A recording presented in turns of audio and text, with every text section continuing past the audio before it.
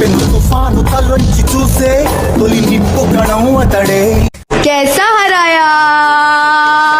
But वो लोग ये भूल गए कि हम सिर्फ और सिर्फ अल्लाह के मोहताज है, किसी के बाप के मोहताज नहीं है। मतलब मुसलमान का मतलब कांग्रेस, कांग्रेस का मतलब मुसलमान।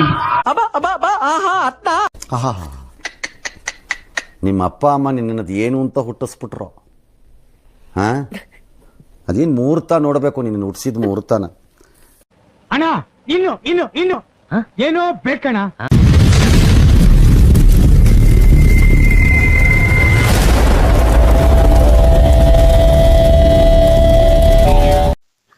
ನಮಸ್ಕಾರ ವೀಕ್ಷಕರೇ, ನಾನು ಹಿಂದೂ ಶಿವಸೇನಾ ಯೂಟ್ಯೂಬ್ ಚಾನಲ್ಗೆ ಸ್ವಾಗತ ಸುಸ್ವಾಗತ. ನಾನು ನಿಮ್ಮ ವೆಂಕಟ್. ವೀಕ್ಷಕರೇ, ಇವತ್ತು ಮತ್ತೊಮ್ಮೆ ಆಂಧ್ರ ತೆಲಂಗಾಣದಲ್ಲಿ ಬ್ರಹ್ಮಕುಮಾರಿಯರು ಮಾಡುತ್ತಿರುವ ಅರಾಜಕತೆಗಳ ಬಗ್ಗೆ ನೋಡೋಣ.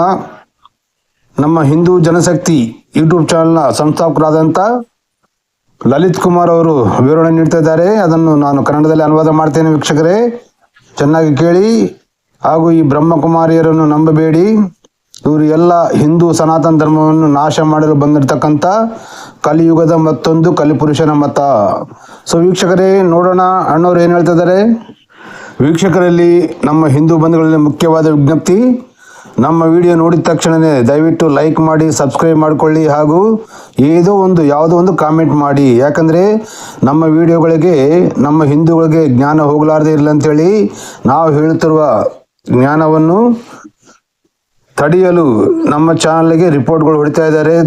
ಇದಕ್ಕೆ ಪರಿಷ್ಕಾರ ಈ ವಿಡಿಯೋ ನೋಡಿದ ತಕ್ಷಣ ನಮ್ಮ ಹಿಂದೂ ಬಂಧುಗಳು, ಹಿಂದೂ ಧರ್ಮಕ್ಕಾಗಿ ಹೋರಾಡ್ತಿರೋ ನಮ್ಮಂಥವ್ರಿಗೆ ಸಪೋರ್ಟ್ ಮಾಡಿ, ನಿಮ್ಮ ಲೈಕ್ ಹಾಗೂ ಸಬ್ಸ್ಕ್ರೈಬ್ ಮಾಡಿಕೊಂಡು ಯಾವುದೋ ಒಂದು ಕಾಮೆಂಟ್ ಮಾಡಿ ನಮ್ಮ ಚಾನಲನ್ನು ಪಬ್ಲಿಕ್ ಆಗುವ ಹಾಗೆ ಮಾಡಿ ಅಂತ ಈ ವಿಡಿಯೋದ ಮೂಲಕ ಕೇಳ್ಕೊಳ್ತಾ ఇದ್ದೇನೆ. సరే, ముందు వీడియోలో ನೋಡೋಣ. బ్రహ్మకుమారిలు సనాతన ధర్మాన్ని నాశనం చేయటమే కాకుండా ఏ విధంగా సనాతన ధర్మంలో ఉంటున్న ఆలయ వ్యవస్థలోని అధికారుల్ని తమ గుప్పెట్లో పెట్టుకొని మన ధర్మానికి హాని చేస్తున్నారు అనేది ఈ వీడియో పూర్తిగా చూసిన తర్వాత స్పష్టంగా తెలుస్తుంది. అందులోనూ టిటిడి లాంటి వ్యవస్థల్లో ఈ బ్రహ్మకుమారిల ఏజెంట్లు ఉన్నారు అంటే మీరు నమ్ముతారా? ಸೊ ವೀಕ್ಷಕರೇ, ಕೇಳಿದ್ರಲ್ಲ ಅಣ್ಣವ್ರು ಏನು ಹೇಳ್ತಾ ಇದ್ದಾರೆ. ಈ ಬ್ರಹ್ಮಕುಮಾರಿಯರು ಸನಾತನ ಧರ್ಮದ ಹಿಂದೂ ಆಚಾರಗಳು ಎಲ್ಲವನ್ನು ನಾಶ ಮಾಡುತ್ತಿರೋದಲ್ಲದೆ ನಮ್ಮ ಆಲಯಗಳ ಏಜೆಂಟ್ಗಳನ್ನು ತಮ್ಮ ಕೈಯಲ್ಲಿ ಇಟ್ಟುಕೊಂಡು ಯಾವ ರೀತಿಯಾಗಿ ಅವರು ಧರ್ಮ ಪ್ರಚಾರ ಮಾಡ್ತಾ ಇದ್ದಾರೋ, ಯಾವ ರೀತಿಯಾಗಿ ನಮ್ಮ ಹಿಂದೂ ಧರ್ಮವನ್ನು అవమానం ಮಾಡ್ತಿದ್ದಾರೆ ಅಂತ ಹೇಳ್ತಾ ಇದ್ದಾರೆ. ಮುಂದೆ ಕೇಳಿ. ఈ వీడియో చూస్తే ఖచ్చితంగా నమ్ముతారు. అలాగే ఈ వీడియో చూసిన తర్వాత, ఈ వీడియో వైరల్ అయిన తర్వాత టిటిడి అధికారులు హిందుత్వం విషయంలో ఏదన్నా మాట వస్తే స్పందించరు. చివరికి గోవిందనామాల్ని వక్రీకరిస్తూ సినిమాలు తీస్తే కూడా పెద్ద పట్టించుకోరు. కానీ బ్రహ్మకుమారిల విషయంలో మాత్రం ఎలాంటి మాటలు మాట్లాడతారు, ఇలాంటి మాటల్ని, ఇలాంటి నిజాల్ని బయట పెట్టినందుకు నాలాంటి వాళ్ళ మీద ఎలాంటి కేసులు పెడతారో రాబోయే రోజుల్లో మీరే చూస్తారు. ಕೇಳಿದ್ರಲ್ಲ ವೀಕ್ಷಕರೇ, ಅಣ್ಣವ್ರು ಏನ್ ಹೇಳ್ತಾರೆ ಬ್ರಹ್ಮಕುಮಾರಿಯರ ಬಗ್ಗೆ. ಅಂದ್ರೆ ನಮ್ಮ ತಿರುಮಲ ತಿರುಪತಿ ದೇವಸ್ಥಾನದ ಗೋವಿಂದ ನಾಮಗಳು ಇರ್ತಾವಲ್ಲ, ಆ ನಾಮಗಳ ಬಗ್ಗೆ ವಕ್ರೀಕರಿಸಿ ಸಿನಿಮಾಗಳು ತೆಗೆದ್ರು ಯಾರು ಮಾತಾಡೋದಿಲ್ಲ. ಅದೇ ನಾವು ಬ್ರಹ್ಮಕುಮಾರಿಯರು ಮಾಡ್ತಿರುವ, ಅವರು ಹೇಳುತ್ತಿರುವ ಜ್ಞಾನದ ಬಗ್ಗೆ ಪ್ರಶ್ನೆಗಳನ್ನು ಕೇಳಿದರೆ ನಮ್ಮ ಮೇಲೆ ಯಾವ ರೀತಿಯಾಗಿ ಕೇಸ್ಗಳು ಮಾಡ್ತಾ ಇದ್ದಾರೆ ನೋಡ್ತಾ ಇದ್ದಾರಲ್ಲ. ಮೊನ್ನೆ ನನ್ನ ಮೇಲೂ ಕೇಸ್ ಮಾಡಿದ್ದಾರೆ. ಬೆಂಗಳೂರಲ್ಲಿ 2-3 ಸ್ಟೇಷನ್ಗಳಲ್ಲಿ ಕೇಸ್ ಮಾಡಿದ್ದಾರೆ. ಅವ್ರ ಬಗ್ಗೆ ಪ್ರಶ್ನೆ ಕೇಳಿದ್ದಕ್ಕೆ, ವಿಡಿಯೋಗಳು ಮಾಡಿದ್ದಕ್ಕೆ, ಕೌಂಟರ್ ವಿಡಿಯೋಗಳು ಮಾಡಿದ್ದಕ್ಕೆ ಆ ವಿಡಿಯೋಗಳನ್ನು ಡಿಲೀಟ್ ಮಾಡಬೇಕು, ನಮ್ಮ ಮಾನ ಮರ್ಯಾದೆ ಹೋಗ್ತಿದೆ ಅಂತೇಳಿ ಬ್ರಹ್ಮಕುಮಾರಿಯರು ನನ್ನ ಮೇಲೂ ಕೇಸ್ ಮಾಡಿದ್ದಾರೆ. ವೀಕ್ಷಕರೇ, ಅದು ನಿಮ್ಗೆ ಗೊತ್ತಿದೆ. ಸರಿ, ಮುಂದೆ ಕೇಳಿ.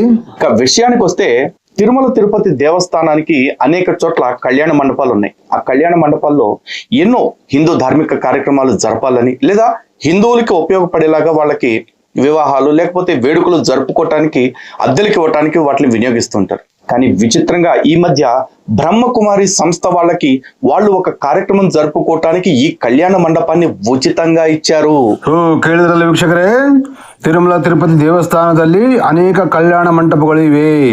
ಅವು ಧಾರ್ಮಿಕ ಕಾರ್ಯಕ್ರಮಗಳು ಮಾಡೋದಕ್ಕಾಗಿ ಹಾಗೂ ನಮ್ಮ ಹಿಂದೂ ಬಂಧುಗಳ ಕಲ್ಯಾಣ ಅಂದರೆ ಮದುವೆ ಮಾಡಿಕೊಳ್ಳುವುದಕ್ಕಾಗಿ, ಇನ್ನು ಅನೇಕ ಕಾರ್ಯಕ್ರಮಗಳು ಮಾಡೋದಕ್ಕಾಗಿ ಬಾಡಿಗೆಗೆ ನೀಡುವುದಕ್ಕಾಗಿ ಮಾಡಿದ್ದಾಗಿದೆ. ಆದರೆ ಈ ಬ್ರಹ್ಮಕುಮಾರಿಯರಿಗೆ ಉಚಿತವಾಗಿ ಆ ಕಲ್ಯಾಣ ಮಂಟಪವನ್ನು ಅವರ ಮತ ಪ್ರಚಾರ ಮಾಡಿಕೊಳ್ಳುವುದಕ್ಕೆ ಕೊಟ್ಟಿದ್ದಾರೆ. అర్థ అవుతా వీక్షకరే, ಚೆನ್ನಾಗಿ గమనించి. అది 4 రోజుల పాటు ఈ నెల 13వ తేదీ నుంచి 17వ తేదీ వరకు జరుపుకోవటానికి అయితే ఈ సమాచారం హిందూ జనశక్తి దృష్టికి రావడంతో అక్కడ స్థానికంగా ఉంటున్న వాళ్ళకి తెలియచేయటం జరిగింది.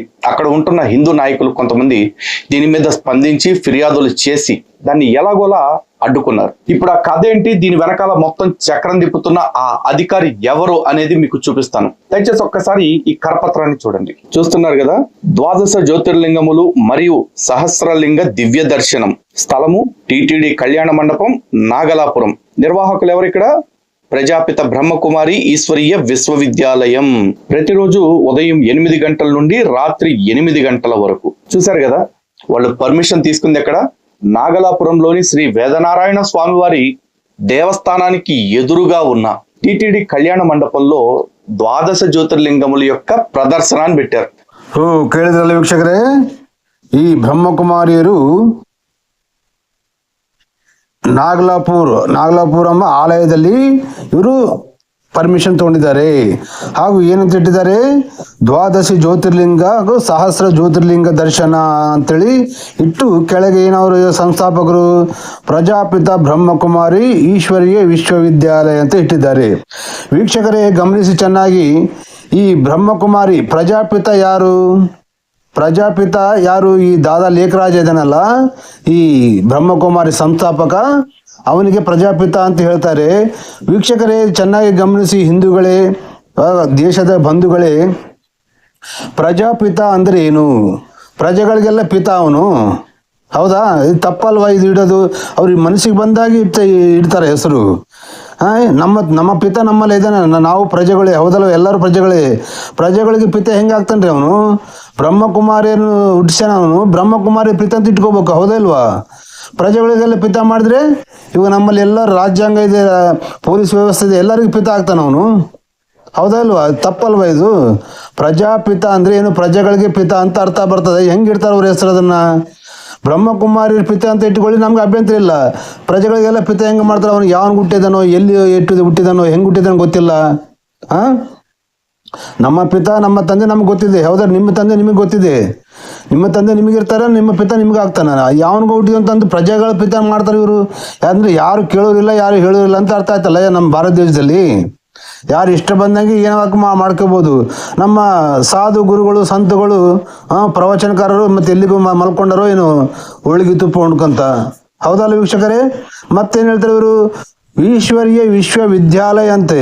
ಈಶ್ವರೀಯ ವಿಶ್ವವಿದ್ಯಾಲಯ ಅಂತೇಳಿ ಇವರು ಎಲ್ಲಿ ಪರ್ಮಿಷನ್ ತೊಗೊಂಡಿದಾರ? ಯಾವ ಸರ್ಕಾರದಲ್ಲಿ ಪರ್ಮಿಷನ್ ತೊಗೊಂಡಿದಾರ? ಯಾಕಂತಂದ್ರೆ ನಮ್ಮ ಭಾರತದಲ್ಲಿ ಯಾವುದೋ ಒಂದು ಸಂಸ್ಥೆ ವಿಶ್ವವಿದ್ಯಾಲಯ ಆಯಿತು, ಯಾವುದೋ ಒಂದು ಸಂಸ್ಥೆ ಮಾಡಬೇಕಾದ್ರೆ ಸರ್ಕಾರದಲ್ಲಿ ಅನುಮತಿ ಪಡಿಬೇಕು, ಹೌದಾ ಇಲ್ವಾ?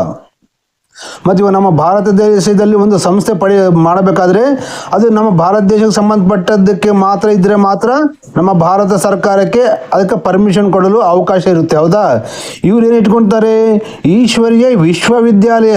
ವಿಶ್ವವಿದ್ಯಾಲಯ ಅಂದರೆ ಇಡೀ ಪ್ರಪಂಚದಲ್ಲಿ ಇರ್ತಕ್ಕಂಥ ಎಲ್ಲ ದೇಶಗಳು ಬಂದವು, ಹೌದಾ? ಮತ್ತು ಎಲ್ಲ ದೇಶಗಳಿಗೆ ಈಶ್ವರೀಯ ವಿಶ್ವವಿದ್ಯಾಲಯ ಅಂದರೆ ವಿಶ್ವವಿದ್ಯಾಲಯಕ್ಕೆ ಪರ್ಮಿಷನ್ ಕೊಡುವ ಅಧಿಕಾರ ಯಾವ ದೇಶಕ್ಕೂ ಇಲ್ವಲ್ಲ, ಹೌದಾ ಇಲ್ವೋ? ಹೌದಲ್ಲ ವೀಕ್ಷಕರೇ? ಚೆನ್ನಾಗಿ ಗಮನಿಸಿ. ಈಶ್ವರೀಯ ವಿಶ್ವವಿದ್ಯಾಲಯಕ್ಕೆ ವಿಶ್ವವಿದ್ಯಾಲಯ ಅಂತೇಳಿ ಪರ್ಮಿಷನ್ ಕೊಡೋದಕ್ಕೆ ನಮ್ಮ ದೇಶಕ್ಕೂ ಅಧಿಕಾರ ಇಲ್ಲ, ಬೇರೆ ಯಾವ ದೇಶಕ್ಕೂ ಅಧಿಕಾರ ಇಲ್ಲ, ಹೌದಾ ಇಲ್ವಾ? ನಮ್ಮ ಸರ್ಕಾರಕ್ಕೂ ಅಧಿಕಾರ ಇರುವುದಿಲ್ಲ, ಬೇರೆ ಯಾವ ದೇಶಕ್ಕೂ ಸರ್ಕಾರ ಅಧಿಕಾರ ಇರುವುದಿಲ್ಲ. ಅವ್ರ ದೇಶಕ್ಕೆ ವಿದ್ಯಾಲಯ ಅಂತ ಕೊಡೋಕೆ ಮಾತ್ರ ಅವ್ರಿಗೆ ಅಧಿಕಾರ ಇರುತ್ತೆ, ಹೌದಾ ಅಲ್ವಾ ವೀಕ್ಷಕರೇ? ನೋಡಿ, ಇವ್ರು ಇಷ್ಟ ಬಂದಂಗೆ ಹೆಸರಿಟ್ಕೊಳ್ತಾರೆ, ಇಷ್ಟ ಬಂದಂಗೆ ಮಾಡ್ತಾ ಇದ್ದಾರೆ. ನಮ್ಮ ಹಿಂದೂಗಳನ್ನು ತಪ್ಪು ದಾರಿಯಲ್ಲಿ ನಡೆಸಿ ನಮ್ಮ ಹಿಂದೂ ಹೆಣ್ಣು ಮಕ್ಕಳನ್ನು ಸನ್ಯಾಸಿಗಳನ್ನಾಗಿ ಮಾಡಿ ಇವತ್ತು ನೋಡಿ ಬ್ರಹ್ಮಕುಮಾರಿಯರಲ್ಲಿ ಎಷ್ಟು ಸನ್ಯಾಸಿಗಳು ತಯಾರಾಗಿದ್ದಾರೆ. ಏನಿದೆ ಅರ್ಥ? ಏನು ಇವರು ಹಿಂದೂಗಳಂತ ಹೇಳ್ಕೊಂತಾರೆ, ಶಿವಲಿಂಗ ಅಂತ ಹೇಳ್ತಾರೆ, ಮತ್ತು ಅಲ್ಲನೂ ಶಿವಲಿಂಗನೇ ಅಂತ ಹೇಳ್ತಾರೆ, ಜೀಸಸ್ ಕ್ರೈಸ್ಟ್ ಹೇಳಿದ್ದು ಶಿವಲಿಂಗನೇ ಅಂತ ಹೇಳ್ತಾರೆ, ಹೌದಲ್ಲ ವೀಕ್ಷಕರೇ? ಸೊ ಗಮನಿಸಿ, ಹಿಂದೂಗಳು ಜಾಗೃತರಾಗಿ ನಾವು ಇದರ ಬಗ್ಗೆ ಹೋರಾಡಿ ಜನರಿಗೆ ಜ್ಞಾನವನ್ನು ತಿಳಿಸ್ತೇವೆ. ಅದು ನಾವು ಹೇಳುವ ಜ್ಞಾನ ಸರಿಯಾಗಿದ್ದರೆ ನಿಮ್ಮ ಅಭಿಪ್ರಾಯ ತಪ್ಪದೆ ಕಾಮೆಂಟ್ ಮಾಡಿ ತಿಳಿಸಿ. ಹಾಗೂ ನಮ್ಮ ವಿಡಿಯೋ ಎಷ್ಟು ಸಾಧ್ಯವಾಗುತ್ತೋ ಅಷ್ಟು ಜನಕ್ಕೆ ಶೇರ್ ಮಾಡಿ.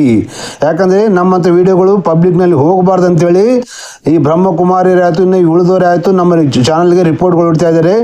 ಈ ರಿಪೋರ್ಟ್ಗಳು ಹೊಡೆದ್ರು ಅದನ್ನು ಹೊಡೆದು ಹಾಕುವುದು ನಿಮ್ಮ ವೀಕ್ಷಕರ ಕೈಯಲ್ಲಿದೆ.